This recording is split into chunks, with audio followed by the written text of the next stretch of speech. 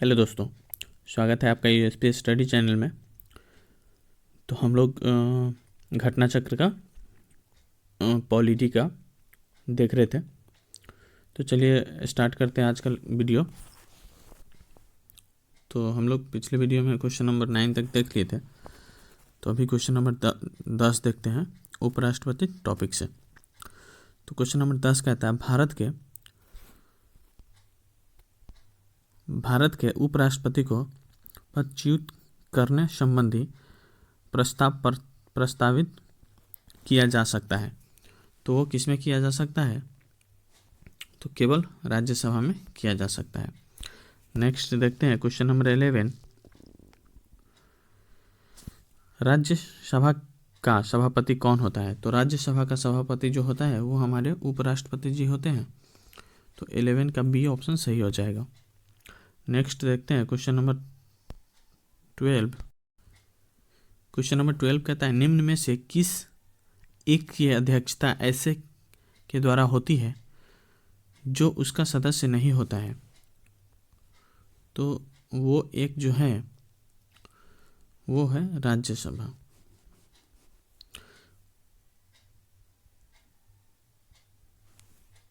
Next देखते हैं question number 13।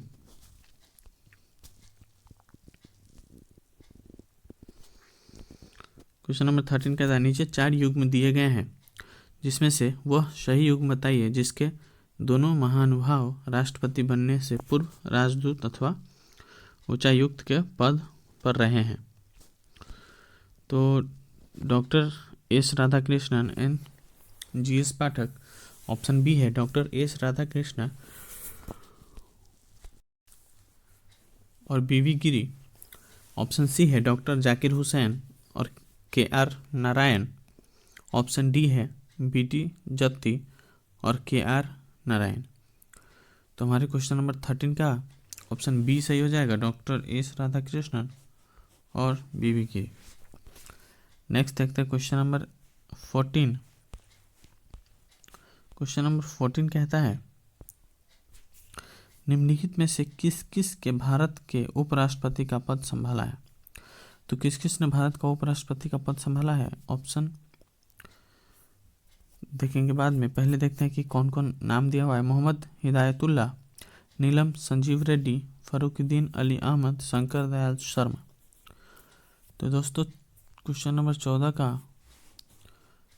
Option B सही हो जाएगा, केवल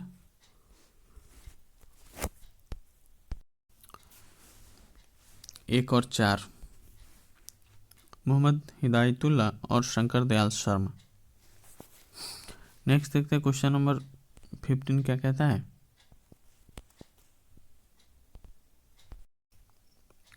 क्वेश्चन नंबर 15 कहता है मोहम्मद हामिद अंसारी का भारत के उपराष्ट्रपति के रूप में क्रमांक है। तो कौन से क्रमांक पे आते हैं? भारत के उपराष्ट्रपति बने थे मोहम्मद हामिद अंसारी जी, तो वो 12वें स्थान पे आते हैं। तो ऑप्शन सी सही हो जाएगा 15 का।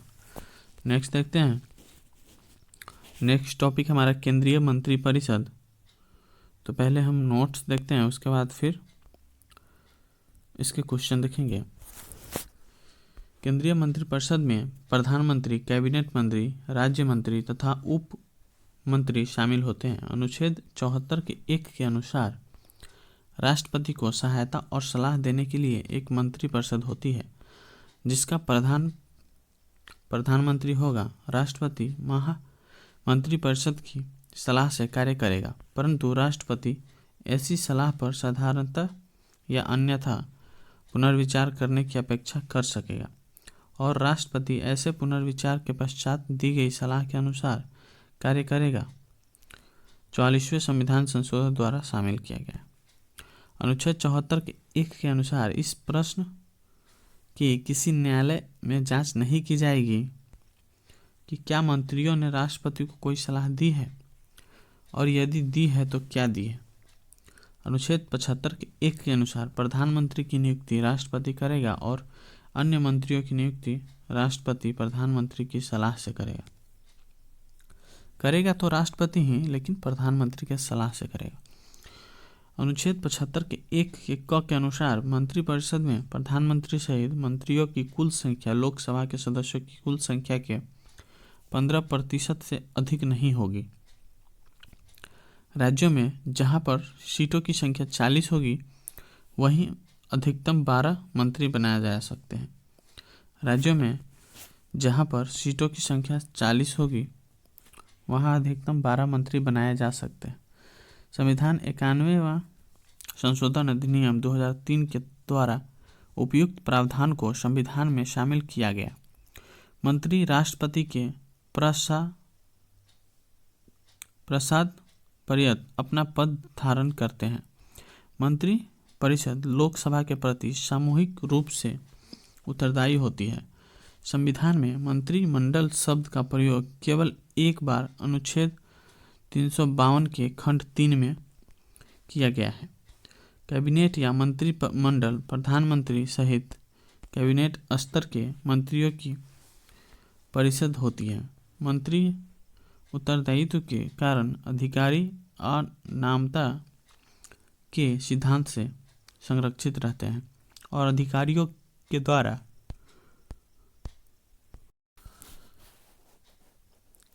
किए गए कार्यान्वयन की जिम्मेदारी अंतिम रूप से मंत्री की होती है।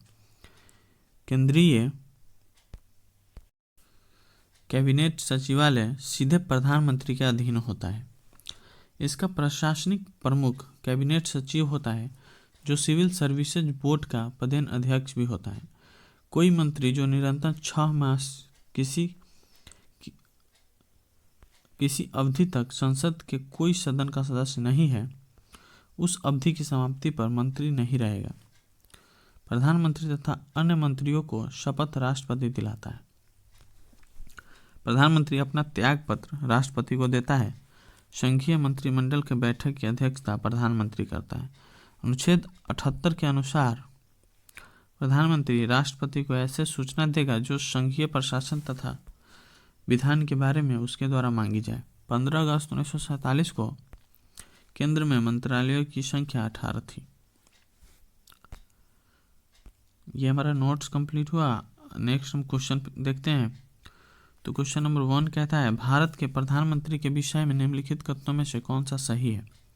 तो ऑप्शन ए है प्रधानमंत्री मंत्रिपरिषद का नाम मात्र का नेता है, वह संसद के प्रति उत्तरदायी नहीं है, वह अपने मंत्रियों में से किसी को बर्खास्त नहीं कर सकता है। ऑप्शन डी है प्रधानमंत्री मंत्रिपरिषद का वास्तविक नेता है। तो हमारा क्वेश्चन नंबर 1 का जो है वो ऑप्शन डी सही हो जाएगा। प्रधानमंत्री जो है वो मंत्रिपरिषद का वास्तविक नेता है। तो दोस्तों ये हमारा रहा क्वेश्चन नंबर 1। नेक्स्ट हम क्वेश्चन नंबर 2 देख लेते हैं। क्वेश्चन नंबर 2 कहता है, ये छत्तीसगढ़ PCS प्री 2013 में पूछा गया था। भारत का प्रधानमंत्री होता है तो क्या होता है। तो ये नियुक्त होते हैं। भारत के प्रधानमंत्री जो है वो नियुक्त होते हैं। नेक्स्ट देखते हैं क्वेश्चन नंबर 3। क्वेश्चन नंबर 3 कहता है निम्नलिखित में से क्या सत्य नहीं है। तो ये चारों ऑप्शन दिया हुआ है, हम आपको इसका आंसर बता देते हैं, आप इसको पढ़ लीजिएगा वीडियो पॉज करके। तो इसका ऑप्शन डी सही हो जाएगा। मंत्रियों द्वारा राष्ट्रपति या राज्यपाल को दिए गए सलाह को जांचने के लिए न्यायालय अधिकृत है। तो ये गलत ऑप्शन है, मतलब ऑप्शन सही है बट ये सेंटेंस जो स्टेटमेंट दिया गया है ये गलत है। नेक्स्ट देखते हैं क्वेश्चन नंबर 4। क्वेश्चन नंबर 4 कहता है भारत का प्रधानमंत्री मुख्य है। तो भारत का प्रधानमंत्री जो है वो केंद्रीय सरकार का मुख्य है। नेक्स्ट देखते हैं क्वेश्चन नंबर 5। क्वेश्चन नंबर 5 कहता है भारतीय संविधान के अनुच्छेद 78 के प्रावधान है कि दायित्वों का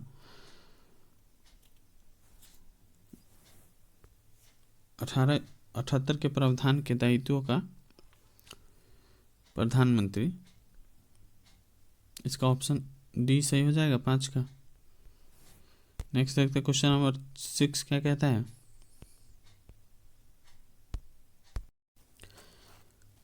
दोस्तों क्वेश्चन नंबर 6 कहता है कैबिनेट का तात्पर्य है। तो कैबिनेट का तात्पर्य जो है वो कैबिनेट स्तर के मंत्री से है। कैबिनेट का तात्पर्य कैबिनेट स्तर के मंत्री से है।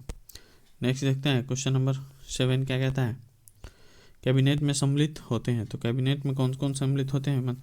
ऑप्शन ए है मंत्री स्तर के सभी मंत्री, बी है केवल कैबिनेट मंत्री और राज्य मंत्री, कैबिनेट राज्य और उप मंत्री।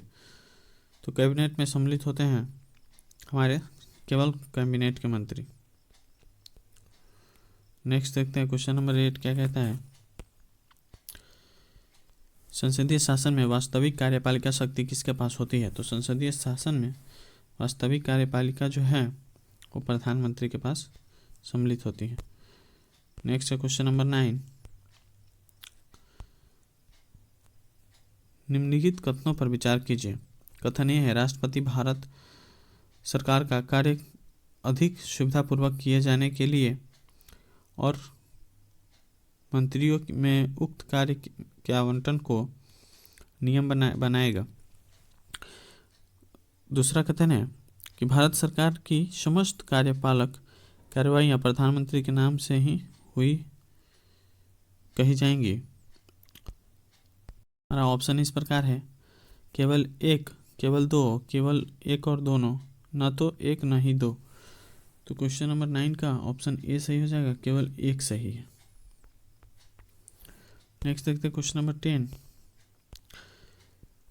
यदि भारत के प्रधानमंत्री संसद के उच्च सदन के सदस्य हैं तो अगर भारत के प्रधानमंत्री जो है वो भारत के प्रधानमंत्री संसद के उच्च सदन के सदस्य हैं तो वे अविश्वास प्रस्ताव की स्थिति में अपने पक्ष में वोट नहीं दे सकेंगे।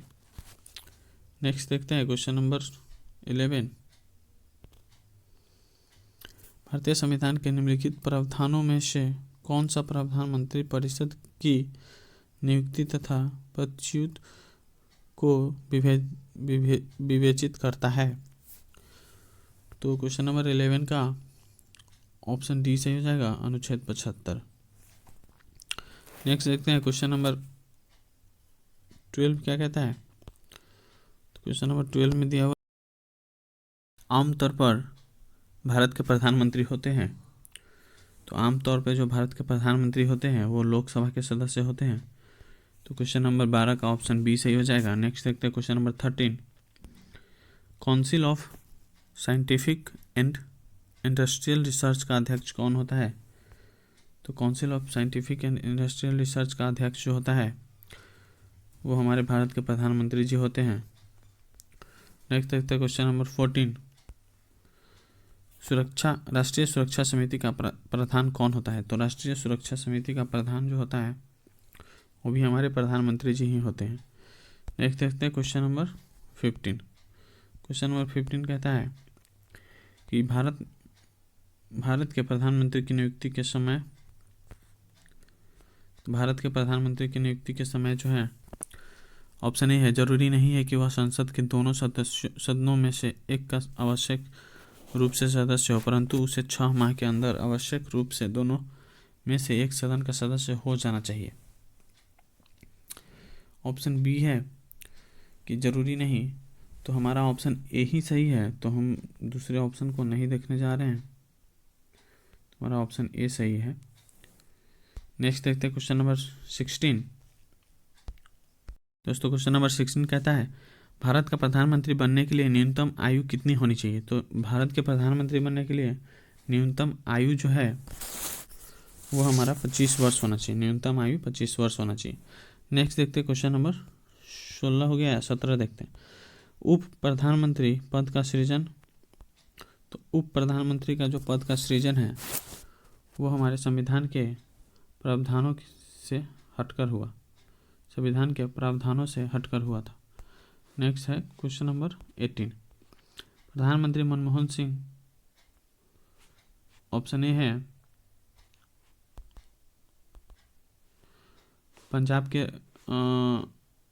पंजाब से लोकसभा के सदस्य हैं, पंजाब से राज्यसभा के सदस्य हैं, राजस्थान से राज्यसभा के सदस्य हैं, असम से राज्यसभा के सदस्य।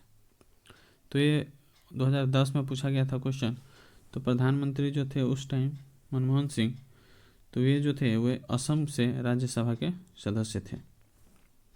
नेक्स्ट देखते हैं क्वेश्चन नंबर 19। क्वेश्चन नंबर 19 कह रहा है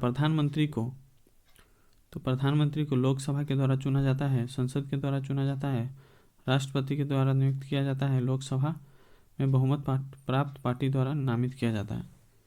तो प्रधानमंत्री को जो है वो हमारे राष्ट्रपति के द्वारा नियुक्त किया जाता है। नेक्स्ट देखते हैं क्वेश्चन नंबर 20। क्वेश्चन नंबर 20 कह रहा है अग्रलिखित में से कौन सा वक्तव्य तो सही है। भारत का प्रधानमंत्री जो है, ऑप्शन ए है, संसद के दोनों सदनों के सदस्यों में से अपने मंत्रियों का चयन कराने के लिए स्वतंत्र है। ऑप्शन बी है, इस विषय में भारत के राष्ट्रपति के साथ उचित परामर्श करके अपने मंत्रिमंडल के सहयोगियों का चयन कर सकता है। ऑप्शन सी है, अपने मंत्रिमंडल में मंत्री के रूप में काम करने के लिए व्यक्तियों का चयन करने में पूर्णतः स्व विवेक का प्रयोग करता है।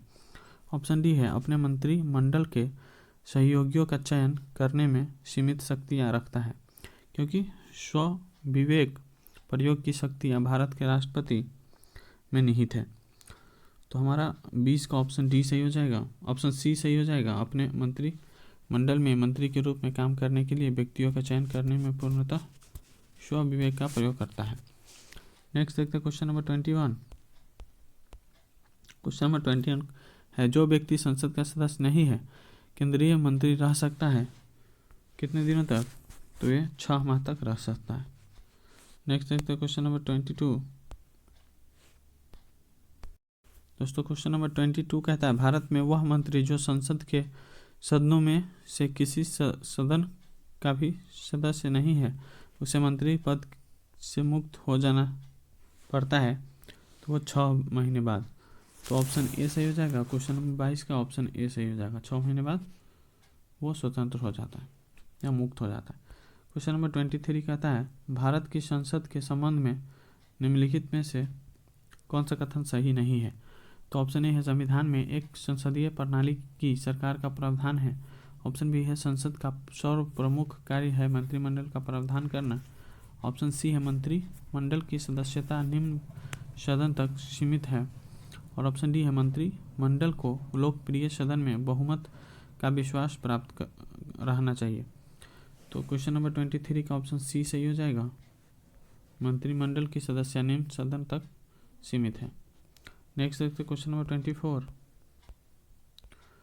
क्वेश्चन नंबर 24 है, मंत्रिपरिषद सामूहिक रूप से उत्तरदायी होती है लोकसभा के प्रति एक संवैधानिक बाध्यता के अंतर्गत अनुच्छेद 75 के 3 के अनुसार, अनुच्छेद 74 के 3 के अनुसार। तो क्वेश्चन नंबर 24 का हमारा ऑप्शन बी सही हो जाएगा। 1 2 3 सही है, 4 गलत है। नेक्स्ट देखते क्वेश्चन नंबर 25। हमारा क्वेश्चन नंबर 25 है, मंत्री परिषद उत्तरदायी होती है। तो मंत्री परिषद जो है वो उत्तरदायी होती है। इसमें से जो ऑप्शन दिया हुआ है उसमें से कोई भी ऑप्शन सही नहीं है। तो इसका एक्सप्लेनेशन हम लोग देखते हैं।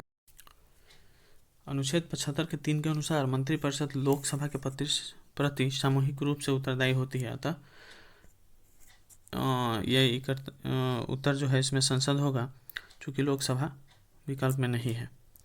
नेक्स्ट देखते क्वेश्चन नंबर 26। मंत्रिपरिषद किसके प्रति उत्तरदायी होती है? तो मंत्रिपरिषद जो है वो भी लोकसभा के प्रति उत्तरदायी होती है, लेकिन इसमें ऑप्शन नहीं दिया हुआ है लोकसभा, तो हम लोग संसद लगा सकते हैं वैसे। नेक्स्ट देखते क्वेश्चन नंबर 27 कहता है, मंत्रिपरिषद सामूहिक रूप से निम्न में से किसके प्रति उत्तरदायी है? तो मंत्रिपरिषद जो है वो लोकसभा के प्रति उत्तरदायी है। ये सही रहा आंसर। नेक्स्ट देखते क्वेश्चन नंबर 28। तो क्वेश्चन नंबर 28 कहता है, केंद्रीय मंत्रिपरिषद के त्याग पत्र देने के उपरांत निम्नलिखित में से कौन सी एक सही स्थिति नहीं है? राष्ट्रपति शासन लागू हो जाएगा। राष्ट्रपति वैकल्पिक व्यवस्था बनने तक उन्हें बने रहने के लिए कहेंगे। ऑप्शन सी है वैकल्पिक व्यवस्था से अभिप्राय है कि यथासंभव शीघ्र ही नई सरकार के गठन हेतु आम चुनाव कराया जाएगा। ऑप्शन डी है अपदस्थ मंत्री परिषद अपने पद पर नई सरकार बनने तक अपने पदभार का निर्वाह करेगी। तो क्वेश्चन नंबर 28 का ऑप्शन ए सही हो जाएगा, राष्ट्रपति शासन लागू हो जाएगा। नेक्स्ट देखते हैं क्वेश्चन नंबर 29। क्वेश्चन नंबर 29 कहता है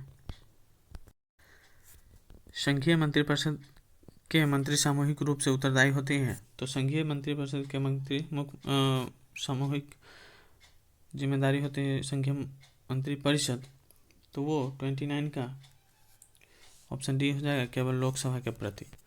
तो दोस्तों आज के लिए हम लोग इतना ही रहने देते हैं, मिलते हैं नेक्स्ट वीडियो में। तो अब तक लिए धन्यवाद and please like share and subscribe.